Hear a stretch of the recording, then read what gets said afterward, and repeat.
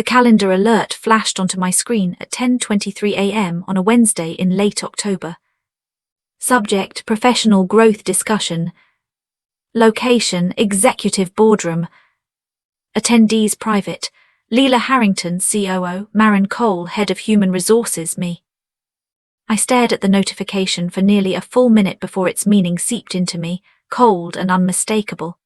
During my 13 years at Novagen Solutions, a mid-sized pharmaceutical distribution firm, I had witnessed this exact setup 7 times. The deliberately vague title, the secluded room, HR in attendance. It was the corporate version of previewing your own termination notice before it became official. My name is Elena Brooks. I'm 41 years old, and for more than a decade, I've been the person no one notices unless something goes wrong. My official role is Senior Regulatory Compliance Manager, a title that reliably drains enthusiasm from any conversation. I ensure our pharmaceutical shipments comply with federal safety regulations. I review temperature records for controlled medications. I maintain warehouse certifications. I confirm that the documentation we submit to regulatory agencies matches what's actually happening on the ground. It's meticulous, thankless work. No prestige, no executive perks, but it's also the reason a pharmaceutical distributor doesn't lose its federal distribution license when inspectors show up asking difficult questions. I didn't panic when I saw the meeting invite. Panic requires surprise. This had been forming for months, slowly, layer by layer, until the outcome felt inevitable. I took a sip of coffee that had gone cold long ago, dismissed the notification, and returned to finishing a temperature compliance review no one had asked for. After 13 years, routine overrides emotion. The work continues, regardless of decisions being made in offices far above your pay grade. At 3:47 p.m., I saved the final file, uploaded a copy to my personal cloud storage, and stood up. I had already removed the framed photos from my cubicle earlier that morning, not out of superstition, but experience. Patterns become obvious when you've seen them enough times. The walk to the executive boardroom took about a minute and a half, long enough to notice conversations drop to murmurs, long enough to watch co-workers suddenly become absorbed in their monitors as I passed, long enough to feel the quiet gravity of becoming a lesson others would learn from. I was midway down the corridor when I heard it, a sound so ordinary it usually fades into the background, the mechanical whir of the badge printer at reception. It ran once, hesitated, then fired twice more in quick succession. 3 badges, 3 unplanned arrivals. I slowed and glanced through the glass wall separating the hallway from the lobby. 3 figures stood at the security desk, 2 men and 1 woman, each dressed in dark, tailored suits. The woman wore a lanyard stamped with a federal insignia I recognized instantly: Department of Health and Human Services, Office of Inspector General. One of the men held a leather briefcase that looked weighted down with documents. None of them were smiling. They weren't asking for directions or waiting politely. They were presenting credentials and moving past security with the quiet authority of people who didn't need approval. The receptionist, Amanda, who had manned the front desk for 6 years, reached for the phone with visibly trembling hands. Her voice carried just far enough for me to hear. "There are federal inspectors here," she said. "They're asking for the regulatory compliance manager. They say it's urgent, they aren't on the schedule."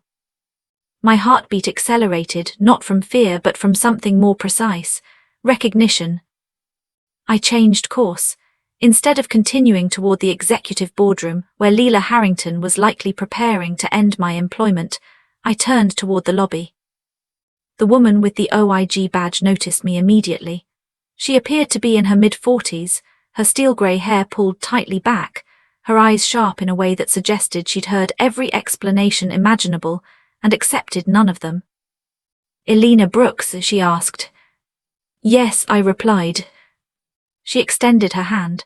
"Special Agent Rachel Vaughan, Office of Inspector General.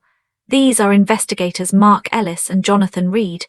We're here to conduct an unscheduled compliance review concerning your company's recent DEA and FDA submissions." My stomach dropped and lifted at the same time. "I understand," I said. "What do you need from me?" "Everything," Vaughan answered. Your records, internal communications, audit logs, and your candid assessment of whether the reports submitted to federal agencies over the past 6 months accurately reflect operations. Footsteps rushed up behind me. Maren Cole, the HR director, appeared at the edge of the lobby, her face flushed.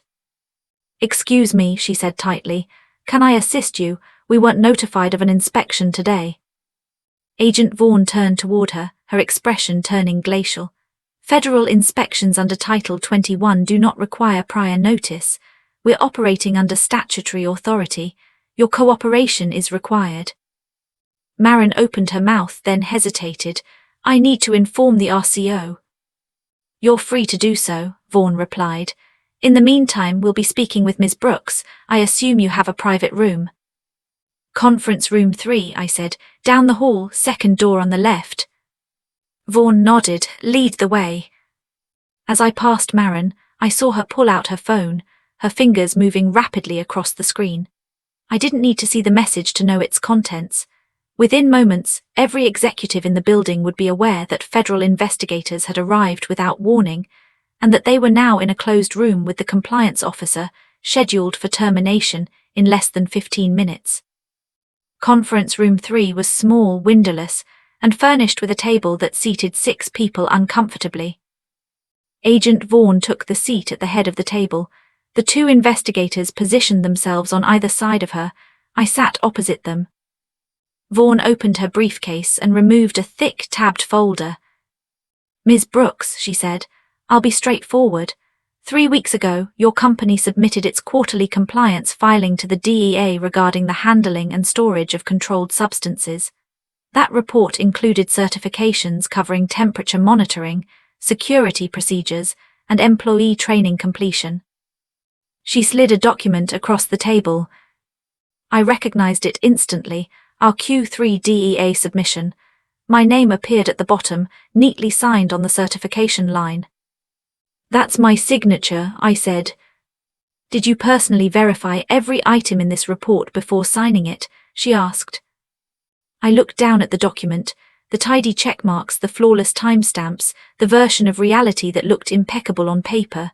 Then I met her eyes. "No," I said, "I did not." Investigator Ellis leaned forward. "Can you explain that?" "I can," I replied, "and I will, but first I need to know, are you recording this conversation?" Vaughan nodded. "Audio only for documentation. You are not the subject of an investigation, Ms. Brooks. Our purpose is to determine whether your employer is in compliance with federal regulations. Your cooperation is voluntary, but it would be beneficial." "I'll cooperate," I said. "But I want it on record that what I'm about to tell you directly contradicts what my company reported to your agency, and I want it noted that roughly 10 minutes ago, I was scheduled to be terminated."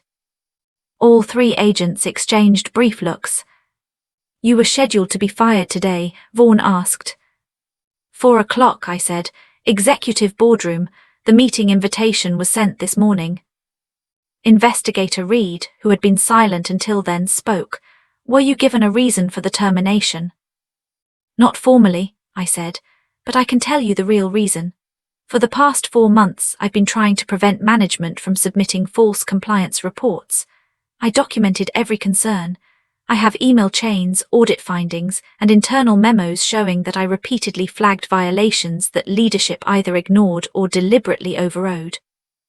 Vaughan's expression remained neutral, but her posture shifted slightly, attention narrowing, interest locking in. "Start at the beginning," she said, "and don't omit anything." So I did. I told them about Leela Harrington's arrival 6 months earlier, how the board had recruited her from a consulting background with a mandate to modernize operations and improve efficiency metrics, how her first all-hands meeting had been filled with language about streamlining legacy processes and accelerating decision-making. I explained how, within her first month, she'd reorganized the operations division entirely, installing new managers from outside the pharmaceutical sector, people who understood distribution logistics, but had no grasp of the regulatory framework that governed every move we made. "The first red flag showed up in July," I said, We were preparing for a routine DEA inspection of our controlled substance storage facilities. Part of the audit preparation involved confirming that our temperature monitoring records were complete and accurate. Certain medications we store must remain within tightly controlled temperature ranges. Any deviation can render them unsafe or reduce their effectiveness. "What did you uncover?" Agent Vaughn asked. "I identified 17 instances in the previous quarter where temperature alarms were triggered but never properly documented," I said. "Each alarm represented a potential excursion outside the approved range. Protocol requires immediate review, written documentation, and, depending on the findings, quarantine of the affected inventory." "Were those follow-up investigations performed?" Investigator Ellis asked. "No," I said. "The alarms were acknowledged by warehouse staff, but no formal investigations were recorded." "When you raised this, what happened?" Investigator Reed asked. "I escalated it to the operations manager at the time, Daniel Cross," I said. "He told me it wasn't an issue. According to him, the alarms were overly sensitive and the actual temperature fluctuations were insignificant." "What did you do next?" Vaughn asked. "I sent a detailed email," I said. "I explained that regardless of how minor the fluctuation appeared, federal regulations require documentation for every alarm event, along with verification that no compromised product entered distribution. I copied my direct supervisor, Natalie Green, who reported directly to Lyra Harrington. Vaughn wrote something down. "Did anyone respond?" "Yes," I said. Daniel replied that the warehouse team would be more careful about documentation moving forward. Natalie responded with, "Thanks for flagging this. Let's keep momentum moving." "Momentum moving," Vaughn repeated evenly. That phrase became the default response to every compliance issue I raised, I said. "Keep momentum moving, don't slow operations, trust the team's judgment." I continued. In August, another issue surfaced, this time involving training certifications. Our quarterly DEA filing required confirmation that all warehouse staff handling controlled substances had completed mandatory training modules. I pulled the training records and discovered 12 employees with incomplete certifications. A software error had locked them out of the final assessment. "I couldn't certify training completion when I knew it wasn't accurate," I said. So I emailed Natalie, explained the issue, and requested an extension so we could get everyone properly certified. "What did she say?" Vaughn asked. I pulled out my phone, opened my personal email archive and located the message. "I'll read it," I said. "Elena, I appreciate the thoroughness, but we're under pressure to maintain compliance metrics. Please mark training as complete for this cycle. We'll put the affected employees through a refresher next quarter. This is a timing issue, not a substantive deficiency." "Did you mark it complete?" Investigator Reed asked. "No," I said. I replied that certifying incomplete training as complete would amount to falsifying federal records. I told her I couldn't sign off on it. "How was that received?" Ellis asked. "Natalie called me into her office the following day," I said. "She told me I was developing a reputation for being rigid. She said Lyra was trying to build a high-performance culture and that I needed to be more of a team player. She used the word technically a lot," I added. "As in, technically you're right, but we need to be practical." Vaughn's jaw tightened slightly. "What ultimately happened with the training certification?" she asked. "I refuse to approve it," I said. "So Natalie Green signed it herself," I said. "She had signatory authority as the compliance supervisor. The report went to the DEA with her signature instead of mine." Agent Vaughn tapped the document on the table. "But your name appears on the Q3 report we're reviewing now." "Because by Q3 they'd adjusted their approach," I said. "Instead of asking me to approve things I knew were inaccurate, they started altering the information before it reached me." I continued. I'd receive a compliance packet that looked flawless, every box checked, every date populated. I signed off on what I was shown. Later, I'd discover the supporting documentation didn't actually justify what had been certified. "Give me a specific example," Vaughn said. I took a steady breath. The security audit referenced in the Q3 DEA filing. The report states that a full physical security audit of our controlled substance storage areas was completed on August 19th. It lists me as the reviewing officer. Was that audit completed? Investigator Reed asked. No, I said. A partial walkthrough occurred, but the comprehensive audit never took place. The security manager at the time, Melissa Grant, told me directly that she'd been instructed to submit a preliminary checklist as though it were a completed audit. The deadline was approaching, and leadership didn't want to disclose an incomplete status. Did you escalate that? Vaughn asked. Yes, I said. I emailed Natalie. I told her I couldn't certify an audit that hadn't been completed. I asked that we either request a deadline extension or report the audit as still in progress. And her response, Vaughn prompted. She said the audit was substantially complete, I said. She told me I was being pedantic. She said that in a growing organization we had to trust team leads to make judgment calls. I paused briefly. She also said that if I couldn't be more flexible, I might need to consider whether this was the right environment for me. The room went silent. Ms. Brooks, Vaughn said carefully, are you telling me that your employer submitted federal compliance reports containing information you knew to be false, used your certification on reports that didn't reflect reality, and threatened your job when you objected? Yes, I said, that's exactly what I'm saying. Investigator Ellis leaned back in his chair. Can you substantiate this? I reached into my bag and pulled out my laptop. Every email I sent is archived. Every concern I documented is preserved. Every response I received is backed up. I have audit notes that show discrepancies between what was reported and what actually occurred. I have timestamps, names, and specific incidents covering the past 4 months. I opened the laptop and rotated it toward them. I can show you all of it. Vaughn studied the screen, then looked up at me. Why did you keep such meticulous records? Because I knew this moment would come, I said. Maybe not federal investigators walking in unannounced, but I knew someone would eventually ask questions. And when they did, I wanted proof that I had done my job, even if others hadn't done theirs. Smart, Ellis said quietly. Vaughn pulled the laptop closer. I'm going to need copies of everything. Can you provide a full set? I can send you a complete archive, I said. Everything is already organized by date and incident category, I said. Send it now, Agent Vaughn replied. Use my email. I spent the next 20 minutes walking them through the archive, temperature alarm events, falsified training certifications, the security audit that was never fully completed, and a batch recall that should have been reported to the FDA, but wasn't because leadership feared it would trigger a formal investigation. For each issue, I showed them the same pattern, the email where I raised the concern, the response minimizing or dismissing it, and the records proving my account was accurate. By the time I finished, all 3 investigators looked grim. Ms. Brooks, Vaughn said, I want to be very clear. What you've presented constitutes evidence of multiple federal regulatory violations. If this documentation holds up, and it appears well supported, your company is facing serious legal and financial exposure. I understand, I said.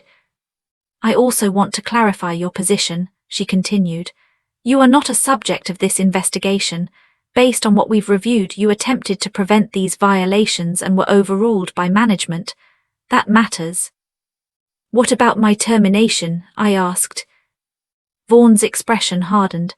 If your employer attempts to terminate you while this investigation is active, that would constitute retaliation and potential obstruction. Both are federal offenses. We will be making that explicitly clear to your company leadership in approximately 5 minutes. A sharp knock echoed against the conference room door. All 4 of us turned. Through the narrow window, I saw Lyra Harrington standing in the hallway, arms crossed, jaw tight. Vaughn stood and opened the door. Yes, I'm Lyra Harrington, CEO of Novagen Solutions, Lyra said. Her voice was carefully controlled, the tone people use when they're furious but determined not to show it. I'd like to know why federal agents are in my building conducting interviews without notifying executive leadership. We do not require permission to conduct compliance investigations, Vaughan replied evenly. We are operating under statutory authority provided by the Controlled Substances Act and the Federal Food, Drug and Cosmetic Act. Your cooperation is required. I understand that, Lyra said tightly, but I would expect to be informed when my employees are being questioned. Ms. Brooks is cooperating voluntarily, Vaughan said. We are gathering information related to the federal compliance reports your company has submitted over the past 6 months. Something flickered across Lyra's face, not quite fear but close enough to register. I see, she said, and has Ms. Brooks been helpful? Very, Vaughan replied. In fact, we'll need to speak with you next, along with your operations leadership and anyone who has held signatory authority on federal compliance filings. Lyra's composure slipped just slightly. Now, she asked. Yes, Vaughan said. Conference room 3 will be in use for the next several hours. I suggest you make yourself available. I have a meeting scheduled for 4 p.m., Lyra said. Cancel it, Agent Vaughan said. Then she closed the door. Through the narrow window, I watched Lyra Harrington remain frozen in the hallway for a brief moment, visibly absorbing what had just happened. Then she turned sharply and walked away, her heels striking the tile in rapid succession, the sound sharp and rhythmic, like a countdown. Vaughan returned to her seat. That's your CEO, she asked. Yes, I said, and according to my calendar invite, she was planning to fire me in about 15 minutes. Vaughan pulled out her phone and typed quickly. I'm issuing a formal notice to your HR department and to Ms. Harrington. It will state that any employment action taken against you during the course of this investigation will be treated as potential retaliation and examined accordingly. That should secure your position for at least the next 72 hours. Thank you, I said. Don't thank me, Vaughan replied. Thank yourself for keeping records. Without your documentation, this would devolve into competing narratives. Instead, we have a paper trail that will be very difficult for your employer to explain. Investigator Ellis stood. We'll need to begin interviews with other personnel, starting with Natalie Green and Daniel Cross. Can you tell us where to locate them? I gave them their office locations. Ellis and Reed left the room to begin pulling people in for questioning. Vaughan remained seated, studying me with an expression I couldn't quite decipher. Off the record, she said, how long have you known this was going to unravel? Since July, I said. Possibly earlier. There's a pattern to these situations. When leadership starts valuing speed over accuracy, when regulations become suggestions instead of obligations, it's only a matter of time before something fails. Did you ever consider leaving? She asked. Every day for the last 4 months, I said. But if I left, there would have been no one pushing back, no one documenting the issues, and when the inevitable audit came, the company could have claimed ignorance. I paused, then continued. With me here on record, raising concerns repeatedly, they can't say they didn't know. They can only say they chose to ignore the warnings. Vaughan nodded slowly. You stayed so you could be a witness. I stayed because someone had to, I said. She closed her briefcase. You're free to return to your desk, Ms. Brooks. We'll likely need to speak with you again over the next few days. Keep your phone on. I left conference room 3 and walked back toward my cubicle. The office was no longer functioning normally. People stood in tight clusters, whispering urgently. Managers moved quickly through the aisles, faces tense, voices low. The building hummed with panic, the unmistakable sound of a system realizing it was under scrutiny. Someone from it was being escorted toward the conference rooms by Investigator Reed. When I sat down at my desk, I noticed something immediately. The calendar invite for my 4:00 p.m. termination meeting had vanished. No explanation, no reschedule, just gone. I opened my inbox. There was an email from Marin Cole in HR, timestamped 4:03 p.m. Elena, the meeting scheduled for this afternoon has been postponed indefinitely. Please disregard the previous invitation. We'll follow up regarding next steps. I read it twice, then I archived it. At 4:47 p.m. Natalie Green walked past my cubicle. She looked like she'd aged a decade in the span of an hour. Her eyes were swollen and red. Her hands trembled slightly. She didn't look in my direction. At 5:15 p.m., Daniel Cross was escorted out of the building by security, carrying a cardboard box. I later learned he'd been placed on immediate administrative leave. By 6:30 p.m., most of the office had emptied out. The investigators were still working. Through the glass conference room walls, I could see them taking notes, asking questions, pulling up documents on their laptops. The building felt hollowed out, quiet but tense. I finished my work, packed my bag and headed for the parking lot. As I reached my car, my phone vibrated. An email from an unfamiliar address. Subject: from a friend. I opened it. Elena, you don't know me, but I work in accounting. I just wanted to say thank you.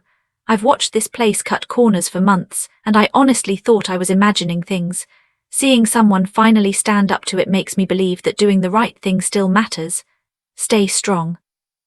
I sat there for a long moment, staring at the screen. Then I started the engine and drove home. The next morning I arrived at the office at 8:45 a.m. The parking lot was half empty. At least a dozen employees had called in sick. Word had spread overnight. Everyone knew federal investigators were pulling the company apart, and no one wanted to be next in line for questioning. Agent Vaughan and her team were already there, set up in the largest conference room. Boxes of files lined the walls. Multiple laptops were open. The investigation had settled in. I noticed Melissa Grant, the security manager, sitting alone in a smaller conference room. She looked pale, rigid, miserable. At 9:30 a.m., an email landed in my inbox. From Jonathan Price, Chief Financial Officer. Subject: urgent meeting request. I walked to his office. He looked exhausted, dark circles under his eyes, a coffee mug that had clearly been refilled too many times, leaving ring marks on his desk. Elena, he said, gesturing toward a chair. Thank you for coming. I know this is a difficult moment. Is it? I asked mildly. He winced. Fair enough. He exhaled and rubbed his temples. I'll be direct. The board held an emergency session last night. We reviewed the materials requested by the OIG and the emails you sent over the past 4 months. I nodded. And you were right, he said, about everything, the temperature monitoring gaps, the training falsifications, the incomplete audits, all of it. I know, I said. He dragged a hand down his face. Leela Harrington is being terminated, effective immediately. Natalie Green is being placed on administrative leave pending further review, Jonathan Price continued. Daniel Cross has already been terminated. We're also engaging an external compliance consulting firm to conduct a comprehensive audit of every federal filing we've submitted over the past 2 years. That's a beginning, I said. He nodded. The board wants you to lead the remediation effort, full authority over all compliance operations, a direct reporting line to me and the board, a significant salary adjustment, and formal legal protections against retaliation. I studied him for a moment. Why? Because you're the only person in this building who actually understands what compliance is, he said. And because the OIG investigators were very clear, if we don't fix this immediately and completely, we lose our DEA license. He didn't pause. Without that license, we can't distribute controlled substances. Without that revenue, this company collapses within 6 months. So you need me, I said. He hesitated, then nodded. Yes, I won't pretend this is about moral clarity. This is about survival. But that doesn't change the fact that you were trying to protect this company while everyone else was dismantling it. I leaned back in my chair. Then I'll need a few things. Name them. First, hiring authority, I said. If I'm rebuilding compliance, I choose people who understand that regulations aren't obstacles, they're requirements. He nodded. Second, veto power over any operational decision that affects regulatory compliance. If I say something can't be done, it doesn't get done. No overrides from operations or finance. He kept writing. Third, quarterly board reviews where I present compliance status directly. No filtering, no executive interpretation. Jonathan didn't hesitate. Done, done and done. I paused. One more thing, I want a formal apology. He stopped writing and looked up. From you, from the board. In writing, I said. Not because I need it emotionally, but because I want it on record that this company acknowledges it ignored repeated warnings and retaliated against the person who tried to prevent federal violations. He held my gaze for a moment, then nodded. You'll have it by close of business today. Then I'll accept the position, I said. He exhaled, visibly relieved. Thank you. Don't thank me yet, I replied. You have no idea how much work this is going to take. I left his office and returned to my desk. Over the next 2 hours, I drafted a preliminary audit framework, an emergency corrective action list, and a proposal to restructure the entire compliance department from the ground up. Just after noon, Agent Vaughan approached my cubicle. Do you have a moment? We stepped into an empty conference room. I wanted to update you, she said. We've completed initial interviews with your executive and operations leadership.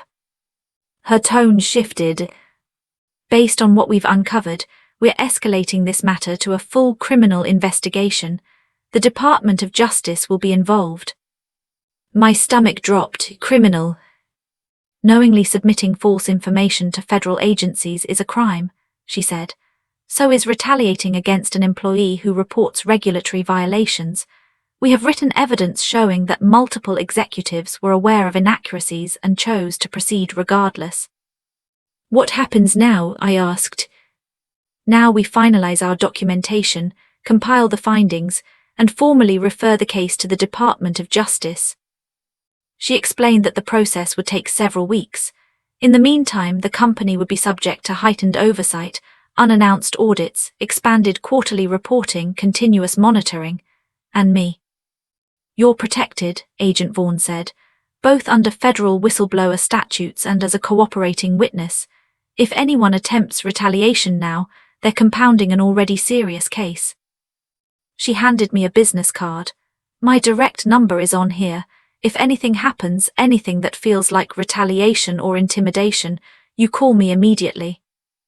Understood, I said. She studied me for a moment. May I ask you something personal? Go ahead. Why didn't you come to us sooner? She asked.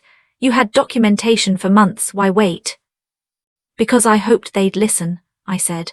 I believed that if I kept documenting, kept pushing, kept escalating internally, someone in leadership would realize what was at risk. I paused. I didn't want to be the person who brought federal investigators down on my own company. I wanted to be the person who made federal investigators unnecessary, but they didn't listen. They didn't, Vaughan agreed quietly. She nodded once. For what it's worth, you handled this exactly right. You attempted to resolve it internally. You documented everything. You gave them every opportunity to correct course. They chose not to. She met my eyes. What happens next is on them, not you. Then she left. I remained alone in the conference room for several minutes, letting everything settle. Then I went back to work.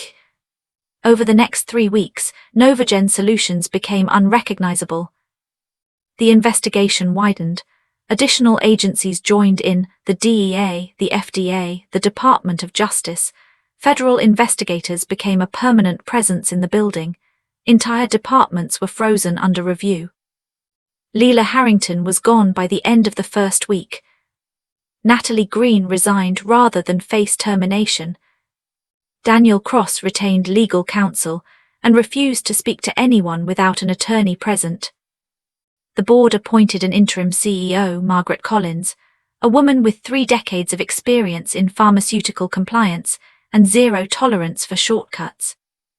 Her first directive was blunt. All shipments are paused for 72 hours, she told the operations team in her first meeting. We will complete a full inventory and documentation audit. Someone objected. I don't care if this costs us contracts, Margaret said flatly. I care about not going to prison. I was promoted to Vice President of Regulatory Affairs and given an office with actual walls instead of fabric partitions.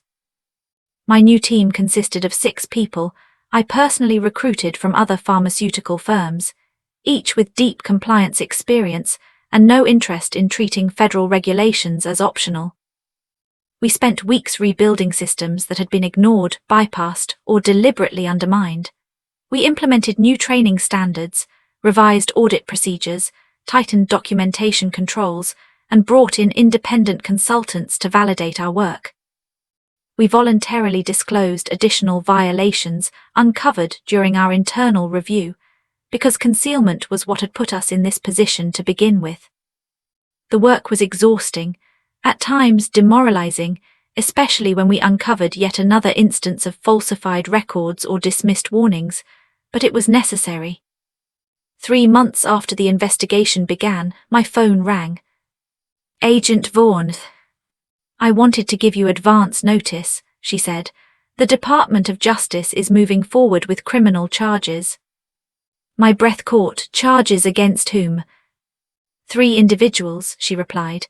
Your former CEO, your former compliance supervisor, and your former operations manager. Indicted for what? I asked. Conspiracy to defraud the United States, making false statements to federal agencies, obstruction of justice, she said.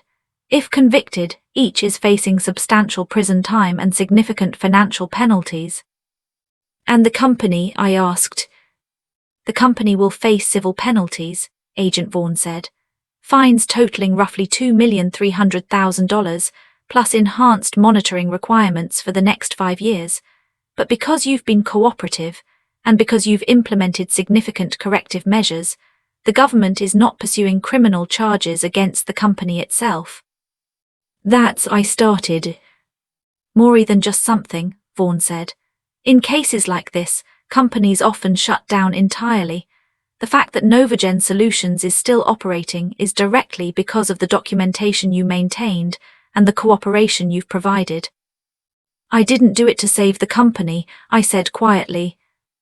I know, she replied. You did it because it was right, but the result is the same. Your company continues to operate. Hundreds of employees keep their jobs, and those responsible for violations are being held accountable. She paused.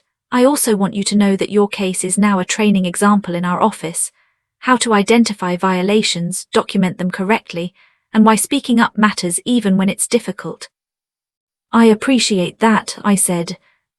One more thing, she added. If you ever tire of private sector work, call me.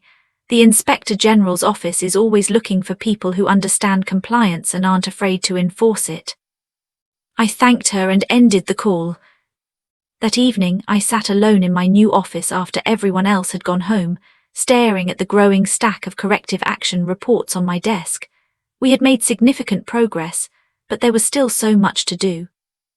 My phone buzzed. A text from an unknown number appeared on the screen. This is Natalie Green. I know you probably don't want to hear from me, but I need to say I'm sorry. You were right about everything, and I was too afraid to admit it. I cost you your peace of mind and nearly cost you your career. That's on me. I hope you're okay. I stared at it for a long moment, then I deleted it without responding. Some apologies come too late to matter. 6 months after the federal investigation began, I was invited to speak at a pharmaceutical compliance conference in Chicago.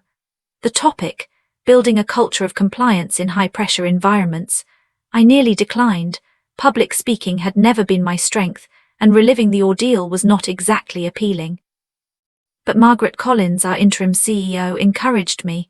People need to hear this story, she said, not the polished corporate PR version. Not the sanitized account. They needed to hear what truly happens when compliance is treated as an obstacle instead of the foundation it should be. So I went. The conference room was packed. About 200 compliance professionals, each carrying stories of being ignored, overruled, or dismissed. I could see it in their eyes before I even began. I told them everything. The ignored warnings, the falsified reports, the retaliation, the federal investigation, and the indictments. I showed excerpts from the emails in my documentation, names redacted. I explained how I organized evidence, how I protected myself, how I survived the storm. When I finished, silence filled the room for several seconds. Then someone in the back row stood and clapped. Another followed, then another. Within moments, the entire room was on their feet. I remained at the podium, stunned. They weren't applauding me because I had done something heroic. They were applauding because I had done something they all wished they could. I had stood my ground when everyone else demanded I step aside. For the first time, I realized the truth of what I'd done. I hadn't just protected myself. I had given others permission to do the right thing, even when it was difficult, even when it was dangerous, even when no one else would. And in that applause, I finally understood that standing up for compliance wasn't just my job, it was my responsibility. And it mattered. Clapper board, thanks for watching. If you enjoyed the story, don't forget to like, share and subscribe. Hit the bell icon so you never miss an update. Justice After Dark, where truth and stories come to light.